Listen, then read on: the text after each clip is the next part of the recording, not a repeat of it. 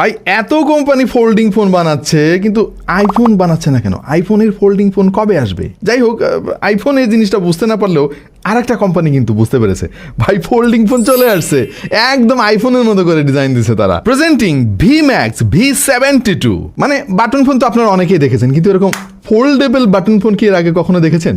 এই ডিজাইনের একটা ফোন কিন্তু আমরা ভাই পুষ্পা 2-তে আমাদের সবার প্রিয় পুষ্পার হাতেও দেখেছি।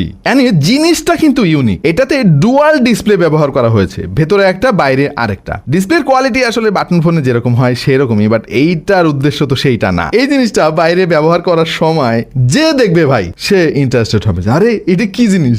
যারা ইউনিক ডিজাইনের ফিচার ফোন খুঁজতেছেন তাদের জন্য আমার মনে হয় এটা জোস একটা অপশন হতে পারে। এতে বিল্ট ইন FM রেডিও আছে এবং শক্তিশালী একটা LED টর্চ লাইটও আছে, যার জন্য উপরের দিকে এই যে ডেডিকেটেড বাটনটা দেখতে পাচ্ছেন, এটা প্রেস অ্যান্ড হোল্ড করে ধরে রাখলে টর্চ লাইট জ্বলবে। পেছনে ক্যামেরা বাম তারা দিছে আইফোনের মতো করে, কিন্তু এর যে কোয়ালিটি কেমন সেটা আপনারা সবাই ভালো করে জানেন। এই 2025 সালে এসেও বাটন ফোন বা এরকম ফিচার ফোনের যে কি পরিমাণে চাহিদা ভাই, এর পেছনে কারণ কি আসলে? আপনার কাছে কি মনে হয়? একটু কমেন্টে জানান তো আমাদেরকে, রহস্যটা কি আসলে। চার্জ দেওয়ার জন্য এখানে একটা Type-C পোর্ট আছে, আর বক্সের মধ্যে আপনি Type-C কেবলও পেয়ে যাবেন। তবে এতে একটা 3.5 মিলিমিটার হেডফোন জ্যাক থাকলে আর একটু ভালো হইতো আর কি। দাম বিবেচনায় বিল্ড কোয়ালিটি যথেষ্ট সুন্দর, ভেতরে এবং বাইরের ডিসপ্লে সাইজ প্রায় একই রকম। বাট এইখানে তারা 4K HDR কেন লিখলো ভাই আমি ঠিক বুঝতেছি না, কেউ জানলে একটু আমার বোঝাই দিয়েন। VMAX হচ্ছে আমাদের বাংলাদেশে একটা কোম্পানি এবং এদের প্রোডাক্ট খুব একটা খারাপ না। আমরা এর আগেও কাজ করেছি বেশ কয়েকটা প্রোডাক্ট নিয়ে। তাদের প্রোডাক্টগুলো যথেষ্ট ডিউরেবল এবং মানসম্মত হয় কনসিডারিং দ্য প্রাইস। তাহলে প্রাইস কত? এই মুহূর্তে এই প্রোডাক্টটা গিয়ার পিকারে পাওয়া যাচ্ছে 2990 টাকায়।